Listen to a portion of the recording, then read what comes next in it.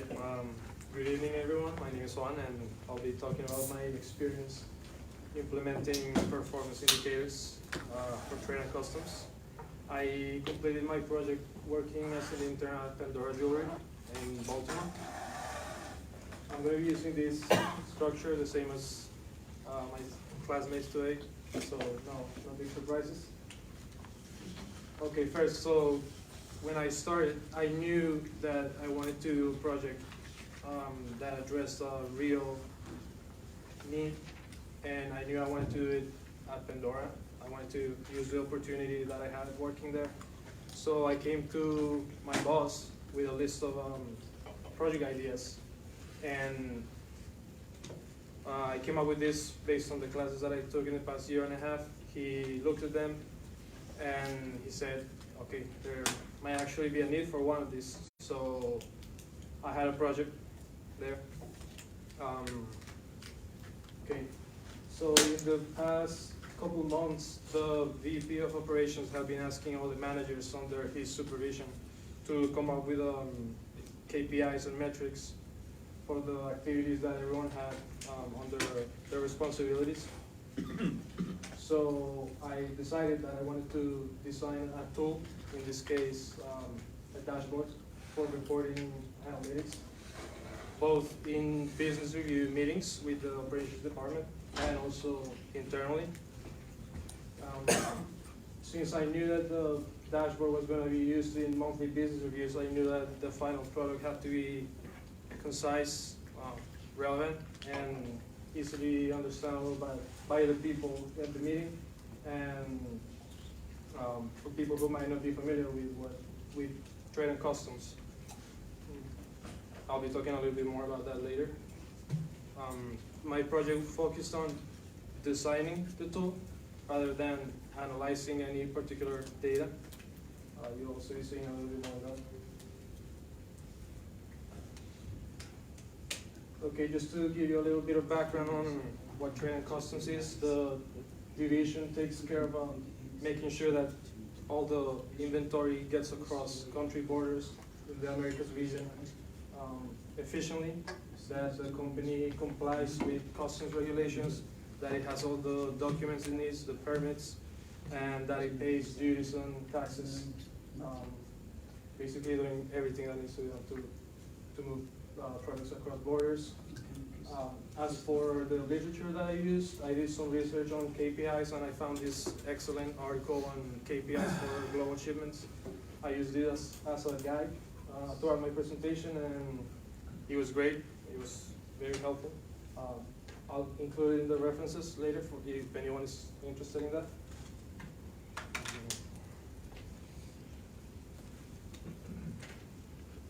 Okay. So using the article as a guide, I came up with a short list of proposed KPIs. That's short for key performance indicators. My boss reviewed them. He took them to the vice president, and then he selected the ones that he wanted to see in the final dashboard. The ones in green are the ones that were selected. The one in gray, I started some work on it, but it wasn't selected for final use. And the one in red was left for possible future use. I created this tool for myself to use as reference and to keep track of the requirements that I was going to need to build my KPIs. In this case, clearance cycle times and duty drawback recovery status. As you can see, some of these requirements will be reports, documents, and individual data components. I'm not going to go into too much detail here, but you can come back if anyone is interested in knowing more about this.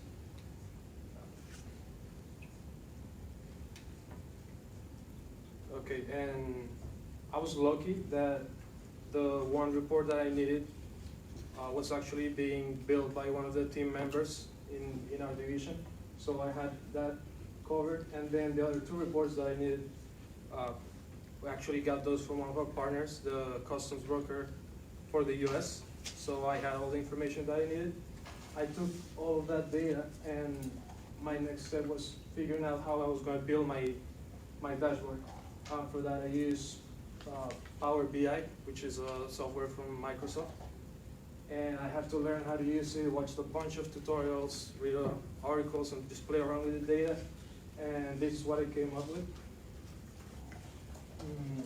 Again, I'm not gonna bore you all with the specific details, but as you can see, here's a presentation of the America's customs clearance performance.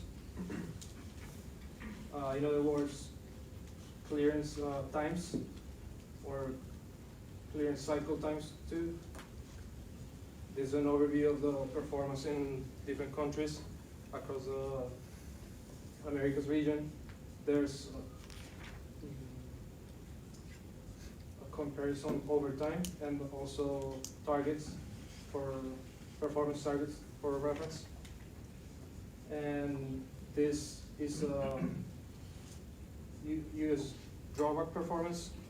What the drawback is a program offered by the government that allows companies to recover up to 99% of duties paid for inventory that is imported into the United States and then exported within a period of time. So this actually shows how the company is doing in recovering as much money as possible on inventory that goes out of the country, and how quickly it is recovering that money.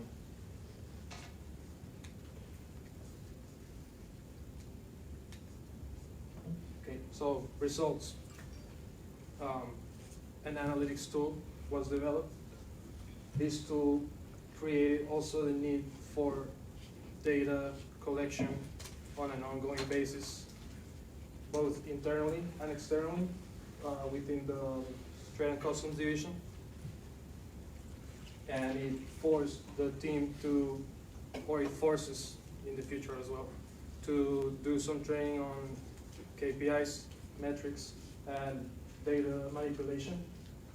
My recommendations are to assign specific roles and responsibilities to the different people that are going to be in charge of collecting, manipulating, and preparing the data for use with the analytics tool, and to consider using incentives and penalties tied to performance. This is for process owners and process participants. This is a continuation of the table that I showed you earlier.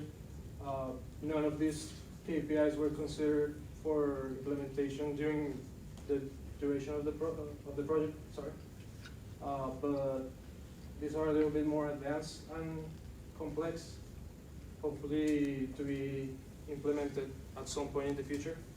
There's some requirement breakdown as well. I also use this to kind of tell the company that I wasn't done with them after my internship. And I don't know if it was this, but it kind of worked.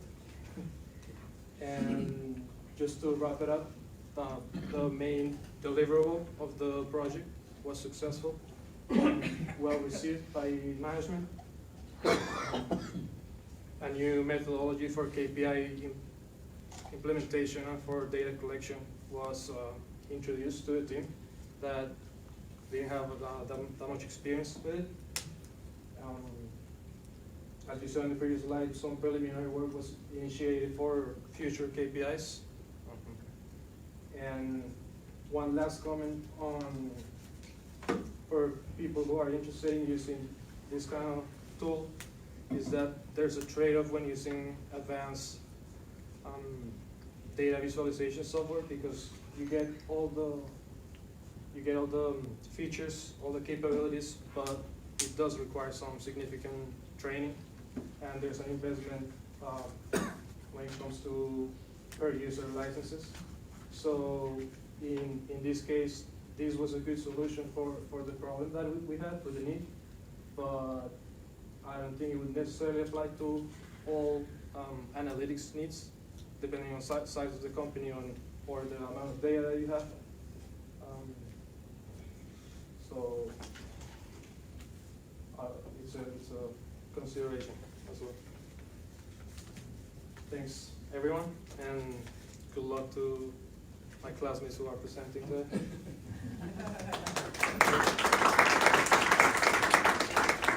I left a lot of time because I rather answer some questions than just present. So get me there.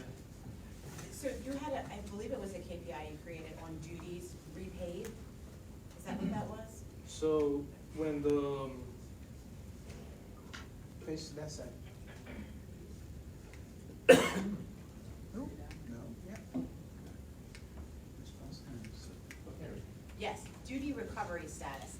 Does that, just for my education, Yeah.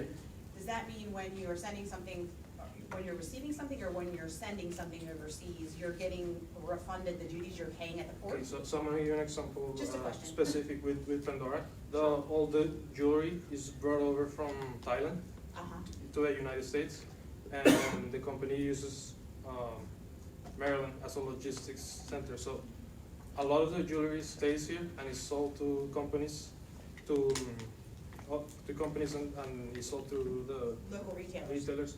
But a lot of it goes to other countries and From the United States from the United again. States. It's never touched or it's never put up for sale. So I see. you pay for those duties, and when you send it back, you can recover. Because it's what you never, paid. because it's not sold in the United States and then it's transported to another Yeah. country from the United States, you can get the duty, that's what that is. Oh. It's I was not Yeah. aware that that was something that could be done. it's Okay, a interesting. government incentive to use the US as a logistics Yeah. point, Thank you. rather than shipping directly to Brazil or, Excellent, thank you. Nate had a question.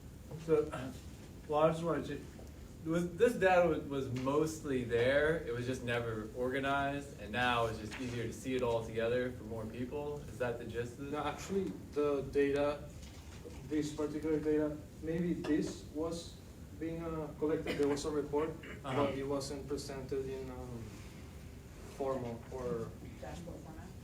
more of an effective way. So my project was to find a better way to it and Right. a consistent way. Or just more, And- just easier for more people to use? I mean, you mentioned training, but, Yeah, and the other thing is the ones from partners, that data was never collected. But the good thing is that these companies, they collect them for their own purposes. So we actually found a good opportunity to get the data from them without having to do any work, and it works out very Yeah. well. Will that data be continuously updated, or will you have to manually update, like the Power BI to update the dashboard? Right, so, for example, the reason I wanted to use this kind of software instead of, for example, Excel, was that this allows for you to both access it on the cloud, so once you have a final product, everyone can access it, but also to link the data sources to pretty much anything you can think of, so you can update the data manually, or you can get the data straight from providers or file in your cloud. It's, the possibilities are, it's crazy. So you think that would have to be on the, like, So, a person with a job would have to be? yes, definitely. I did my best.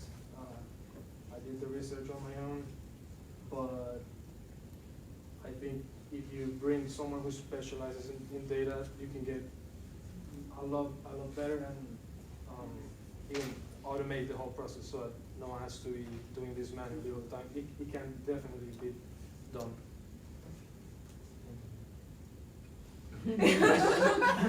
So different departments have different KPIs? Yes. And in the dashboard, do other departments, can they see the other departments' KPIs? Okay, good. That's a good question. Right now, as far as I know, the KPI initiative was in its first steps, so all the managers were still having back and forth conversations with the VP and kind of working out what was going to work best. A lot of people didn't have any background, so they were still learning. But yes, most people were just presenting as a slide in the business or the meeting presentations.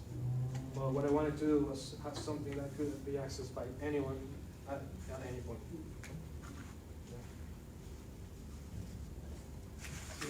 I mean, as far as coming up with like your final model, was there much out there that you like, so you could work off of in terms of seeing like what other people did? I mean, how much did you have to like, I'm sure you obviously have to tweak it on your own a little, but I mean, like how much did you have to come up, was there other stuff you kind of work off of in developing your own? Oh yeah, so the article that I mentioned, it was great. It was almost like a white paper. It told you like a step-by-step process on what good KPIs look like. Give a lot of examples and how to use them. So that's why I created the first tool for myself to get a better idea of where I wanted to go, and no, I just looked around and watched as many tutorials as I could to see all the different ways that you could visualize data, and I'm sure someone with a better background can come up with. Well, better background, I know On- it's very on accomplished. data. What was the name of the program? I'm sorry. Power BI. Oh yeah, I mean, I've never heard of it, doesn't mean anything, but, that's good, But I'm some happy- expertise in it I'm now. happy with what I do, and they were happy as well. I don't really have a question. I just wanted to say that I think you did a really good job with learning how to use Power BI, and then also just the way you presented it, because I also work at Pandora and I use it for something completely different, but it's just interesting to see like how you use it and how you presented everything. So I thought you did a really good job. Thanks.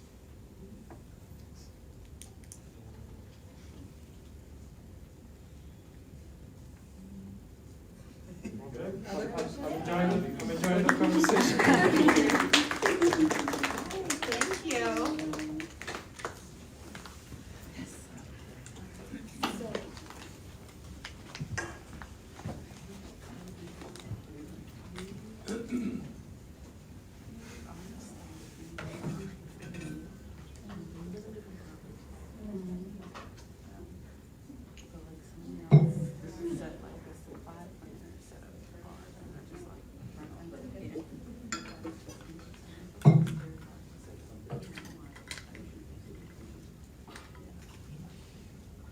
All right, good evening, everyone.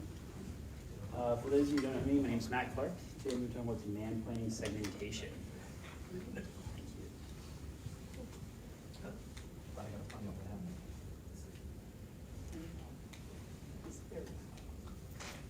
Okay, so I work for a company called Apex Tool Group up in Hunt Valley.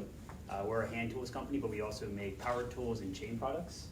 Our largest customers are companies like Home Depot, Lowe's. You guys have all heard of those companies, but I forecast specifically for the industrial channel. In the industrial channel, it's basically a specialized offering where we sell via catalogs, and it's a huge product offering. Essentially, these customers need every single item, every open stock item. So rather than selling it, I used to forecast for Lowe's, and we had 1,000 different SKUs, but now I forecast for industrial, and there's 47,000 of them. So really, the emphasis of this project is basically going to be talking about the different types of items and how to manage that sort of record count. So here are just some examples of the type of items we have, and just to show you the variety of the items that I forecast specifically in my channel. So in the top left, we have a 42-inch gear cart. It goes for $1,500. We might sell 30 of these a month. In the top right, in the bottom right, we have an open stock socket and a bolt cutter. You can see the price differences there. These are two items where we sell thousands of units per month, but the value is completely different for the company. So there's a lot of different emphasis on basically looking at a bolt cutter versus looking at a socket. And then the real doozy is in the bottom left, the chain products. Chain is a highly seasonal item, and you also see there the price per unit is 74 cents.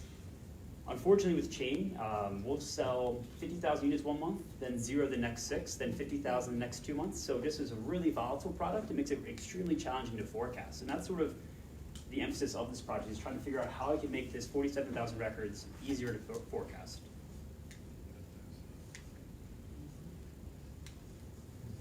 There we go.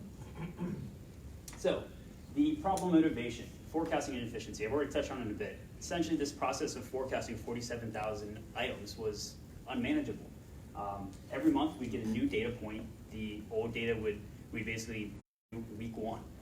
For anyone who's not familiar with forecasting, essentially I'm taking data and trying to figure out what we're going to sell in the future based on monthly buckets. So the forecasting inefficiency is the motivation for this project. The duration of monthly forecasting used to take me about 40 hours per week. And that would be 40 hours per week once a month. So it's taking the entire week one of the month, which leaves no time for anything else. It's during the SNOP process when you want to be talking with your sales teams. Essentially, I was spending that entire time just to forecast. It was also creating unreliable and inaccurate forecast modeling because I was rushing. I didn't have a way to segment these items into various buckets to manage them accordingly. And I was using a one-size-fits-all approach, and it wasn't working. In this project, I'm focusing on how to segment these items into various buckets so I know where to focus my time and energy for the most input or most bang for my buck. So another point is that there's also 20 of the same demand planners across the globe doing the same thing I am. So you can think about that sort of inefficiency starts to extrapolate pretty quickly.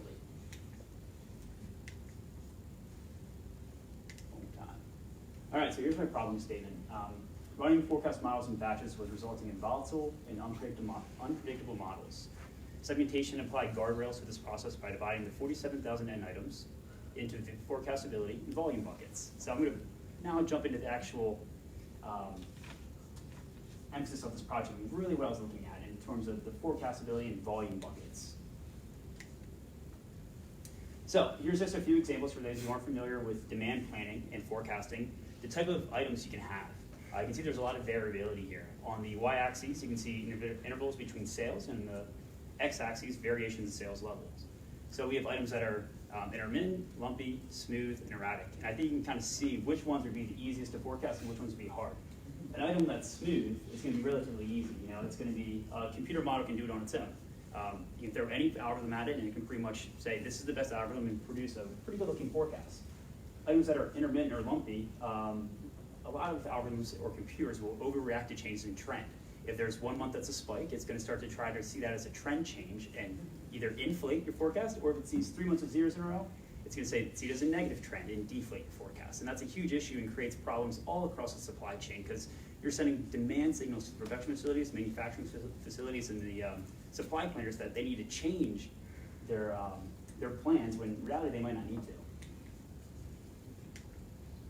So, forecastable. I've already been talking about that quite a bit, but what I used for this project was the history for each N item record, so that 47,000 records I keep referring to. I divided them into groups based on forecastability and volume thresholds. So I basically used this measure of forecastability called coefficient of variation. Essentially what it is a measure of how closely grouped a particular data set is. It's calculated by taking the standard deviation of a particular item and dividing it by the mean. And that gives you the forecastability or coefficient of variation of a particular item. So I basically looked at all the items and tried to figure out which items were forecastable and which ones aren't. And I also used a volume threshold to say which ones are important or value added to the company and which ones are just low volume items that we need to have that aren't really that important. So why forecastability analysis? I think all of you guys work in supply chain and realize how everything's interconnected. The more accurate I can make my demand plan and my forecasts, the more I can improve that mix accuracy, it's really going to drive process efficiency across the entire organization. The procurement team, supply planning team, the manufacturing team, essentially I'll be sending them the correct signals of what to produce, when to produce it, and when to get it here. A lot of our manufacturing facilities are located in China, so we have 6-month lead times. So supply planners are using my forecast 6 months out to try and create a supply plan picture. Obviously, if I'm wrong, they're going to bring in the wrong product at the wrong time. We'll have the wrong inventory here. The customers will go to place orders. They won't have the correct items for them, and we'll have the wrong product at the wrong time instead of the right product at the right time. That's exactly what we don't want to have that in. So hopefully through this process, I can increase the forecast accuracy, which will have a trickle-down effect to make everyone else happy across the organization. So just a little bit of background specifically about my forecasting software. It's a DSX. It's called DSX, and it's a JDA product. It runs on something called a pick best system. I won't get too much into details, but it basically calculates percent total error for each individual item and goes through all these different statistical algorithms to try and figure out which one will work best based on that fit of data. So you can see there's some more advanced models that are exponential smoothing, some simple naive models that just basically repeat what happened the prior year, some regression models, and some weighted moving averages. So the next step of this project was trying to match the correct algorithms to the correct type of end records. So this is sort of the starting point where I got like the idea of I have these 47,000 item records. How am I going to split them up? How am I going to segment them into various buckets? So you can see on the y-axis you have value. I use volume in my case, and on the x-axis you have forecastability. Items that fall into the lower right quadrant, statistical items, low value, high forecastability. These are items that we're not selling a lot of per year, or they're not of value to the company, but they're forecastable in nature. In that mindset, the system should be able to forecast those on its own, and I shouldn't spend a lot of time on them because they're not very important. They're not going to drive a lot of dollars, and it's not going to be a big deal if we do end up missing them. The items in the lower left-hand corner, they're low value and low forecastability, which means it's kind of a double whammy. They're not driving a lot of value for the company, and no matter how much time I spend on them, I probably can't make much of a difference. They're too sporadic, they're too low volume to really forecast. Top right, you have statistical items. These ones are high value and high forecastability. These are the items where the system can pretty much manage on their own. Essentially, you give it the data, and it feeds out good data back. And in the top left, we have collaboration SKUs. This is really where I want to spend a lot of time on my focus. These are items I wanted to identify because these are your collaboration SKUs where I can really add a lot of value, or there's value to add to the actual demand planning process. Essentially, this computer can't manage it on its own from my forecasting software, and it needs input from a demand planner in order to create an accurate forecast plan. Ooh, skip one. Okay, so I'm going to show you guys two examples. This is a high volume, high forecastability. I'm going to start jumping into these different segments I use. So this item, you kind of see it's a very flat line. We're selling 100 units per month over the past 2 years. My forecast moving forward is 100 units per month. The system can manage this on its own. History is consistent and repeatable. It's forecastable in nature. There's one random 0 here, but that's just because it's week 1 of the month. It's just how it's presented. It's another 100. Essentially, it's ordered the same amount every single month. And in this case, we have an item where you can see in the y-axis it goes all up to 10,000. So we're selling 10,000 in December, and then we sold 0 in January, then 5,000 next month, then 3 months of zeros in a row. This item is high volume but low forecastability. The system cannot manage this on its own, and these are the items I really need to focus on. So just these two examples are just sort of showing you that this one size fits all, or I was using the same approach to forecast this item and the last item, and that really isn't the case, or shouldn't be the process moving forward. So this is the segmentation I used. I know before I showed you sort of a quadrant. I shouldn't jump back because it'd take too long. But I used 9 different buckets actually. And you can see again, the y-axis I use yearly volume, on the x-axis it's forecastability. And each item was categorized into one of these segment groups. So all 47,000 are put in one of these home quadrants, but it's actually one of these 9 buckets. So at the top left, these acronyms stand for HVHF, that's high volume, high forecastability. And the bottom right, we have LVLF, low volume, low forecastability. And then the middle, let's just look at MVMF, that's medium volume, medium forecastability. So from there, I plotted each end item record, and it looked something like this. So this is sort of the thresholds I chose. So low volume is less than 4 units per year, and high volume is more than 500. And these forecastability metrics essentially means anything left of here is forecastable, anything between here is kind of forecastable, and anything past here is not forecastable. So really what this is supposed to be showing is that there's a lot of items that we sell less than 100 units per year, and there's a lot that really aren't forecastable in nature that I shouldn't be spending a lot of time on. So this is really the bucket that's telling, and then top 2 are these basically 3 quadrants up here. That's where the value add is. The high volume and low forecastability items are the ones I really want to focus on. So this information just basically presented more in a table format. I want to draw your eye to high volume, high forecastability. The item count, there's 1,400 of those.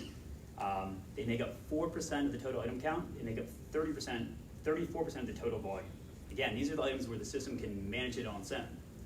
At the very bottom, we have low volume, low forecastability, so LVLF. There's 14,000 of those. They make up 42% of the total item count. They make up less than 1% of the total volume. So immediately I saw, okay, I have 14,000 records that don't make up a lot of volume or value for the company, and I really shouldn't be spending a lot of time on these. I should use the simplest model that's available or some sort of min-max ordering and just completely ignore these from my monthly process. And really focus on the HVLF, high volume, low forecastability. They make up 20%. There's only 1,100 of them. Those are the items where I can really add value as a demand planner that the system can't do on its own.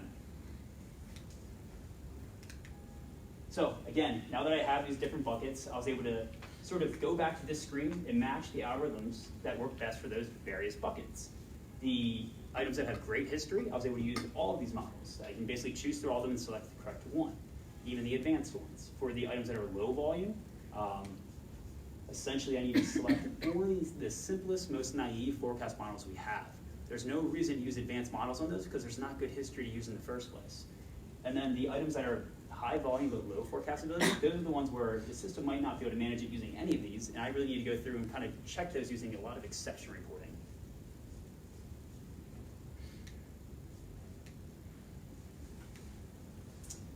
Here's now I started getting sort of the results. It's a small time frame. I started this process in September. My target is 50% accurate or 50% mate. Over May, June, July, and August, and you can see a slight uptick in September, October, November. Could be partially due to the actual short time frame, but there is an increase in actual forecast accuracy, which is great across the organization. It's steadily improved since implementing, and I'm curious I'd like to track it for a few more months until I can really say this is working. But right now it seems to be heading in that direction. So results and recommendations. I matched forecast algorithms with appropriate segments. Talked a lot about that, basically trying to figure out which buckets should be tied to which algorithms. It allows me to run models quickly and more effectively. I identified high volume, low forecastability items that are considered high collaboration SKUs. Again, these are the ones where I can add value. I should be working with sales and marketing and writing a lot of exception reports. The low volume, low forecastability items are not forecastable in nature and not a value add. I should use simple models to manage. And I identified the high volume, high forecastability items that make up 4% of the total items, but 4% of the total item count, but 34% of the total volume. High forecast accuracy items should be managed by the forecasting software. It should be pretty hands-off, but I need to check on these pretty frequently because they're usually your A items.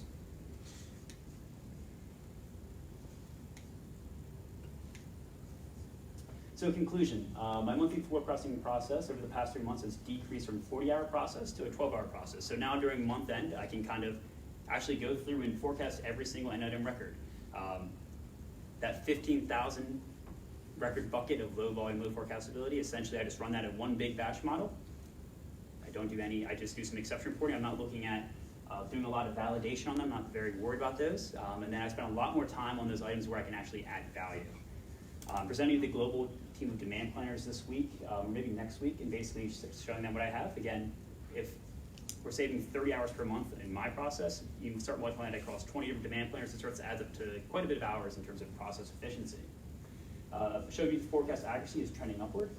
Over the past 3 months, because the accuracy is going up, our decreased excess inventory is going down, and there's less volatility in the forecast, which increases supply chain efficiency. As long as if I'm sending them better signals, they can produce the right stuff and bring it at the right time. And with our lead times, that's really important, to try and get ahead of it as soon as possible. Otherwise, we're gonna have the wrong product sitting in the warehouse, which is gonna have a trickle-down effect, which will impact our efficiency from customer service and from a sales perspective if we can't fulfill orders. So it's all tied together. And that's all I have. I want to thank all you guys for your time and Professor Riegel for her help. Does anyone have any questions? Go ahead. Back a couple of slides. Sure. Where you put your grid together, but numerically. Yep, you had to go forward, that's it. Sure. Is there a way to overlay your marginal profit per item to see if you're getting the bang for the buck that you're talking about in this? I guess there would be. From more of a, I guess when I say value add throughout that presentation, I said many times, Yep. I'm talking about more of just high volume or high value dollars, not necessarily high margin. It would probably be adding additional indicator in terms of splicing the data one more time. It's possible. Didn't focus on it for this project though.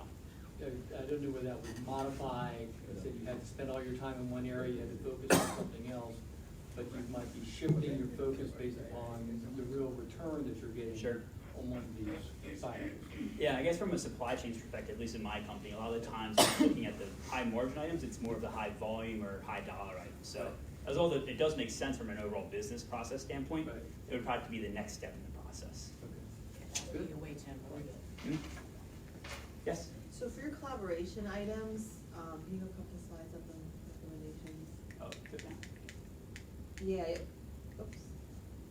Yeah, so you said This you one? would get your input from sales and marketing for these high collaboration items because they're low forecastability, high volume. Sure. Do you have intermittent ones in those? Intermittent demand ones?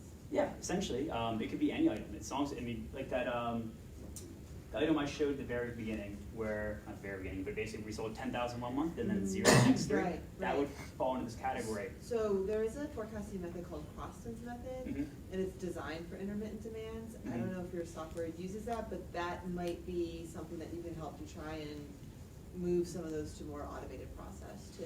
Yeah, for like the Croston's. low forecastability items, essentially I'm using, we don't have that available to us and I read about it. Okay. It's not available in our software, but essentially Right. the way I worked around that is I use exponential smoothing with the lowest alpha factor of like 0.04. Okay. So essentially it's not putting a lot of weight on So the you most kinda like recent ones. backdoored it to it. Yeah, so it's kind of like a makeshift way to get there. Just basically an alpha of like, I think it's 0.03 is the lowest we can go, and essentially that means there almost no weight. It's looking at the full history rather than putting in weight on the most recent months and trying to overpower the most recent ones. Yeah. Yes? Matt, so when you're first like identifying the scatter plot, I mean, you just had historical records of your forecasting actually on all 47,000 items, and you were able to chart it. Yep. That was pretty great. And then when you get to the point where you finally identified like high volume, low forecastability, I mean, is it really like a range of issues? And I mean, how, now that you like identified those, I mean, is that where you've seen the biggest improvement? Yeah, Are you essentially, able to tell even yet?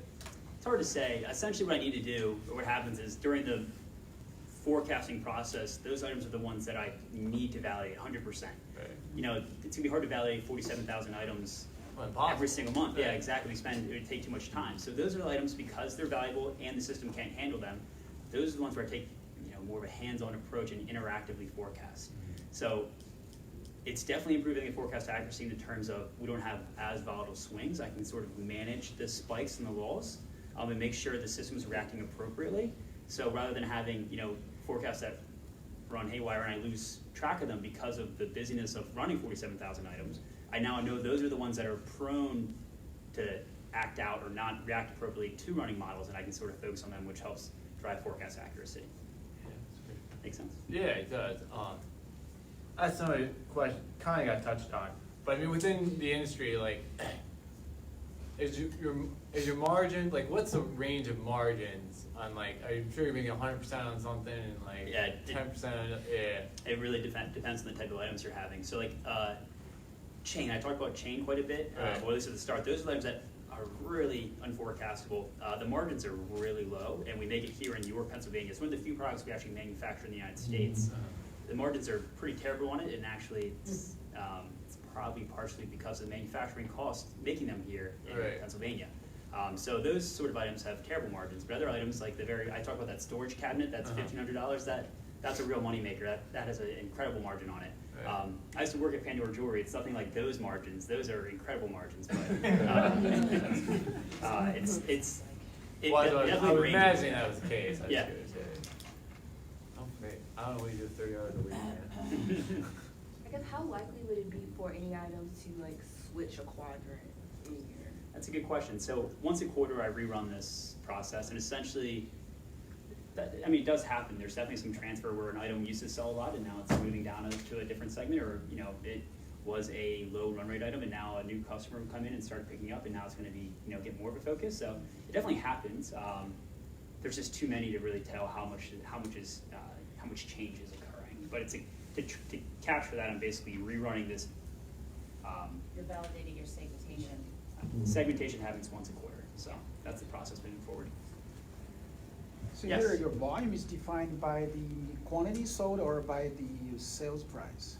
Right? For this case, we used For other channels, probably for like Home Depot or Lowe's, it probably makes more sense to use sales price. For mine, there's such a mix of different items, we use volume. The quantity. Quantity, by yes. unit. So quantity, of course, sometimes in packages, sometimes units, Units. Is it by individual, like a case of water, you have 16, 24 bottles, but you considers 24 or one? We don't sell a lot of packs, I mean, we do Oh, just occasionally, I'd say it's okay. less than 1%, maybe even half of 1% is a pack, but the only items I would say that are kind of like that is chain, where it's like, could it be by, one chain link could be this big, or one chain link could be by foot, could be 1 unit, so that's really the only abnormality. So you don't have like ABC or like Right. IBM use ABC Right. classification, inventory classification, then you can, We do, we have ABC basically across use the ABCD organization. like, like IBM use for. Yeah, we use ABCD. So why do we just directly use ABC, right? Because an A item might be unforecastable. So although it's an A item, it might have perfectly Then you steady can history. separate, A items, unpredictable. Or Exactly. So that's actually part of the process. That's sort of, yeah, that's definitely part of the process already. Essentially, we've already done ABC ISV and ABC units analysis, and essentially this is the next layer. Yeah. If Yeah. you like Oracle system, they have ABC classification already, in the system, each item, then you just. Yeah, we do too. Exactly how we do it. And then basically, so if I want to look at my really, the ones if I'm looking at ABC ISV and then the high volume low forecastability, those are the items where I can really add value. But you do have ABC, right? You have three sections along the volume I consider that's close to ABC, but not exactly same algorithm, right? You do have. Yeah, so I have three- both. yeah, So three I have a real ABC By ISV. volume, yeah, by and then I volume, have that's the- ABC. But you add additional dimension by forecastability. Mhm. Correct. IBM actually use ABCD, They have ABC plus D. The item is fast moving, slow moving, So that's based on your inventory, like philosophy, so to speak. You have a very large data set. Can you verify, use a Pareto analysis, right? Usually we say 20% of the items are accounting for 80% of volumes. Yep. Is that true in your case? Have you taken a look at that?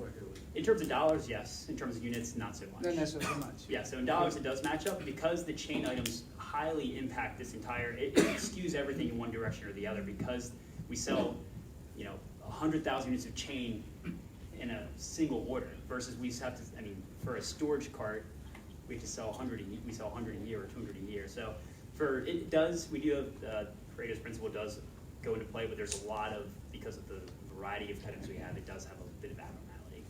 Is that time windows weekly, daily, or monthly? Monthly. Monthly average, got it. Any other questions? Yes?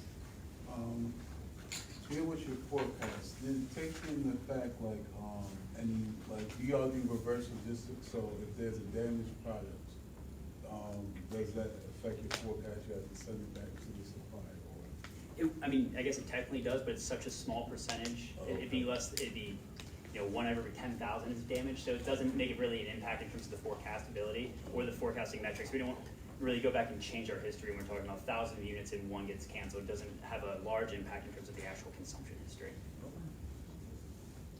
Yes? So when you're forecasting for a new item that you don't have any data for, would you put it in one of those buckets, or how would you handle doing that? It would go in one of these buckets, however, it would be handled separately. So every item gets put into these buckets. However, those items, we would have an adjusted forecast versus statistical forecast. There's different types of way to manage it in various systems. So even though I ran the model, it's not going to override the forecast. That's just basically, you might use ADS1 or ADS2 or some other variation of that. But essentially, new products are managed using manual adjustments, and they won't be overridden by a statistical forecast when I run these in batch. Does that answer your question? Mm-hmm. Any other questions? Okay, go ahead. Do you think you're gonna get a raise? Or a promotion? We should. Yeah, that's what I'm saying. This is amazing. Right, you say 30 hours per week, then what'd you do though? The 30 hours, These slides don't right? really portray the amount of work, and that's what I had said to him. The slides that he put together are excellent, but they don't portray the amount of work that was really put into segmenting all of those items. That's a big task. Just the initial segmentation to be able to run models is a big task. So I will say, I work for the industrial specific channel, so this is more relevant to my channel specifically than it would be for Home Depot or Lowe's, where they have usually, at least for my company, they have a smaller SKU set, and it's much more collaboration versus this is all in statistical drill. A lot of this is all just based on actual consumption history. It's too many records to really basically check or interact with the forecast. So it depends on each. It has the most impact on my channel as compared to the other demand planners channels. Any other questions? But they can still adopt that in Yeah. some way. Yeah, The other definitely. demand planners, they may segment, if they're responsible for certain items, they could segment them different, segment them as well to see an improvement in their forecast. Definitely. So it could lead to a raise. I like that. All right. Thank you, guys.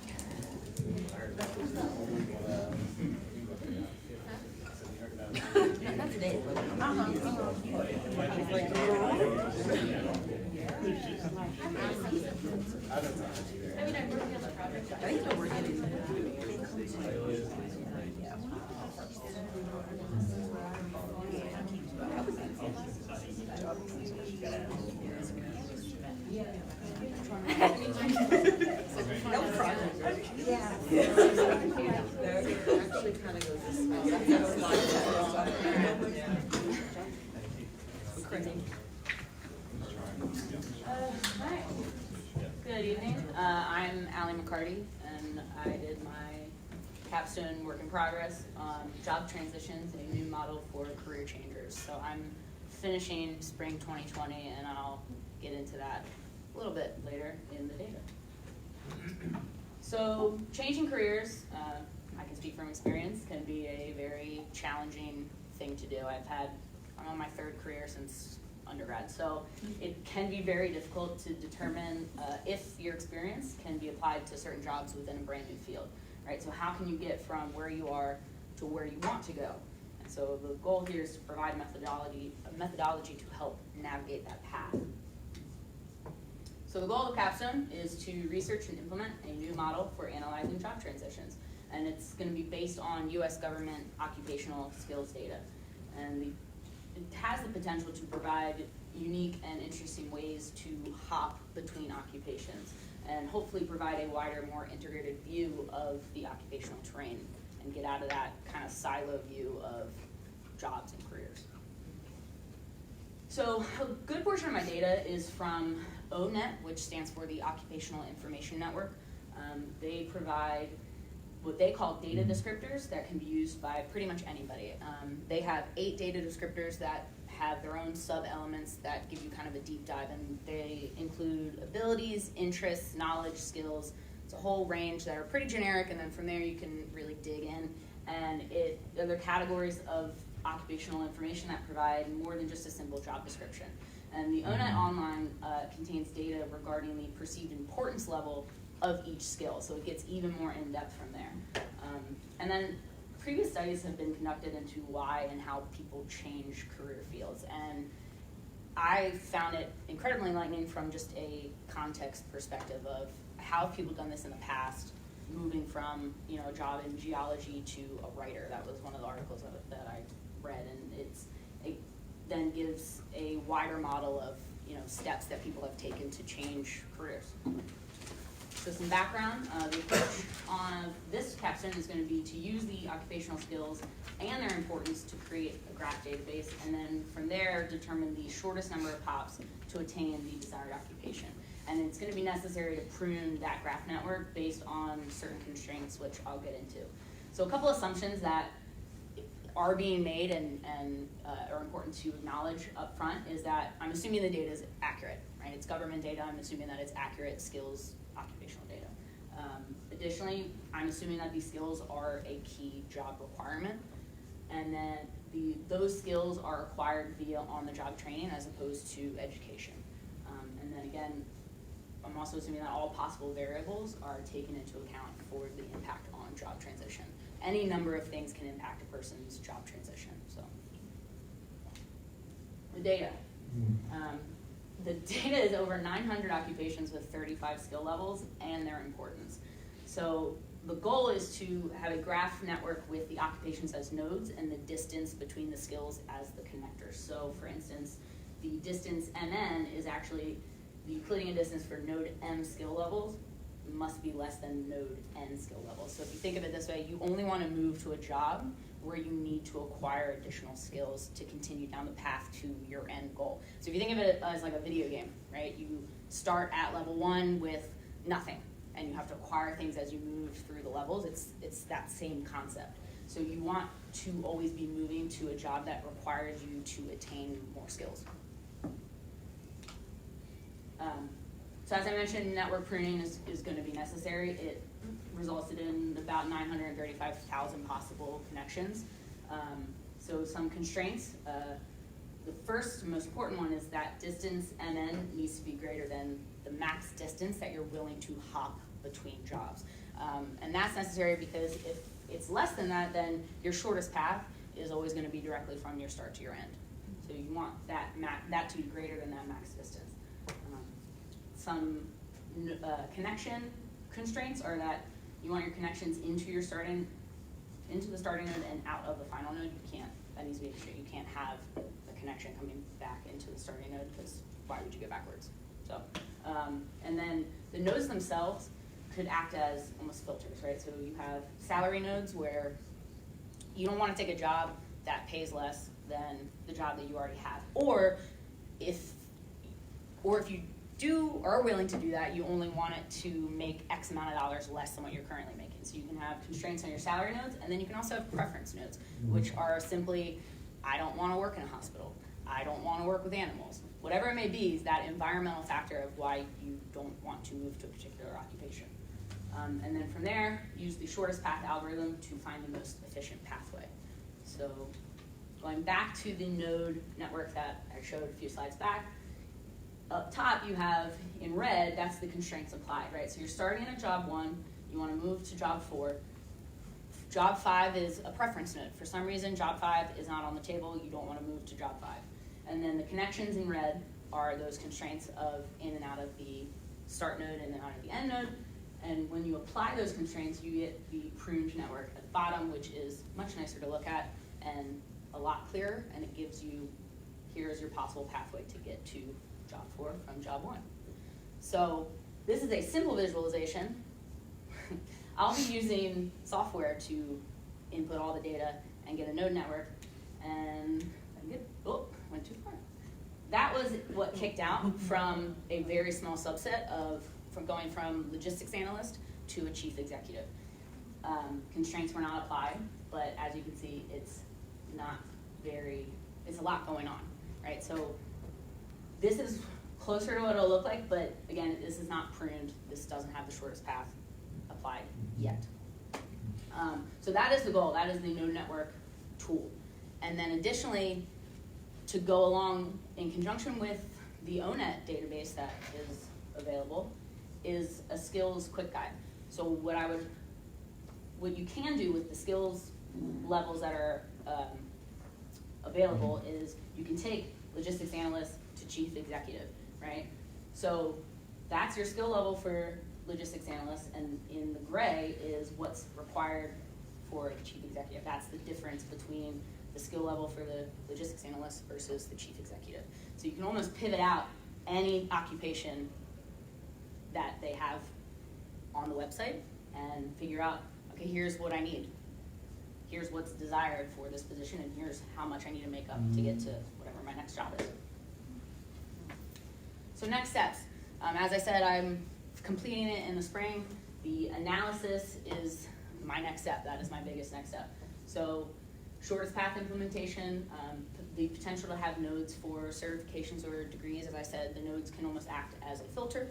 They don't have to be just the job. They can be knowledge, they can be education, whatever it may be, and they can kind of help that pathway. And if you get to that gateway point, you can kind of figure out what your next step wants to be based on, well, this was a certification, this was a degree.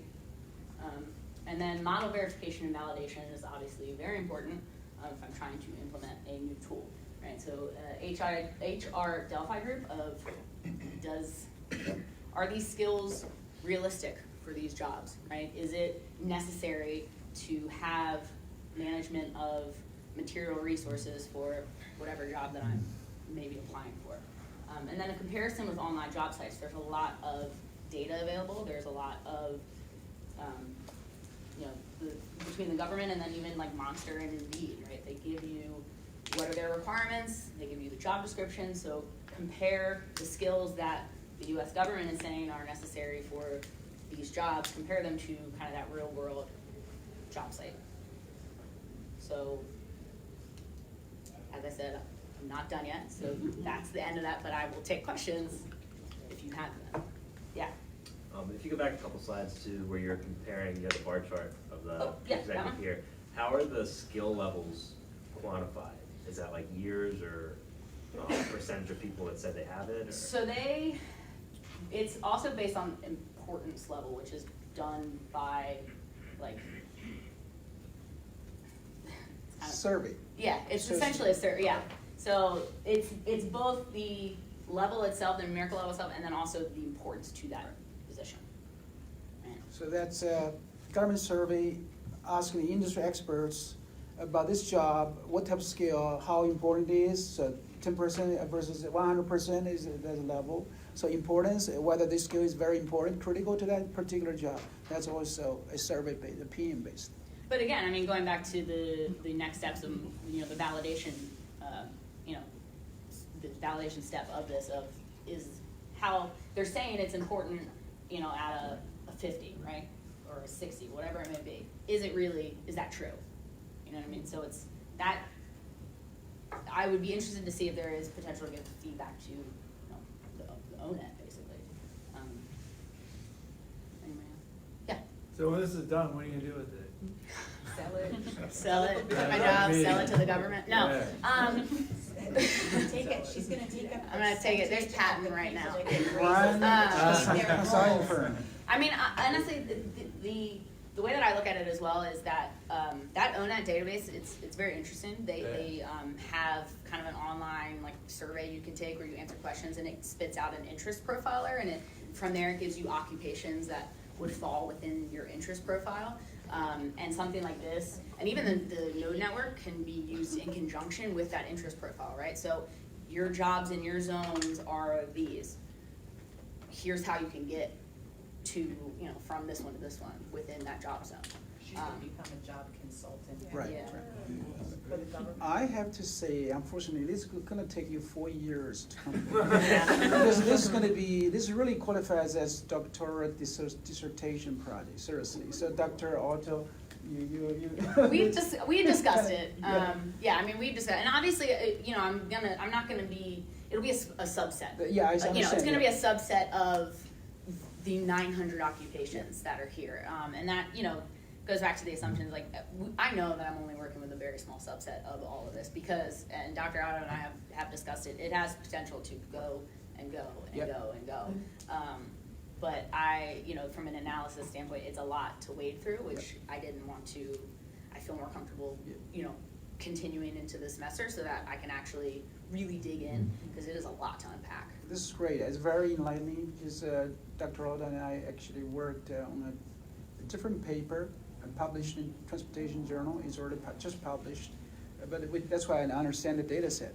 But the way you build this node network is really great. I mean, just of course, you can, after graduation, you can continue to build on this as run your own consulting firm as we suggested, right? Yeah, So, right. it's Yeah. really nice. That sounds good to me. I'm very happy with that. Any other questions? No? Thanks, guys. Great.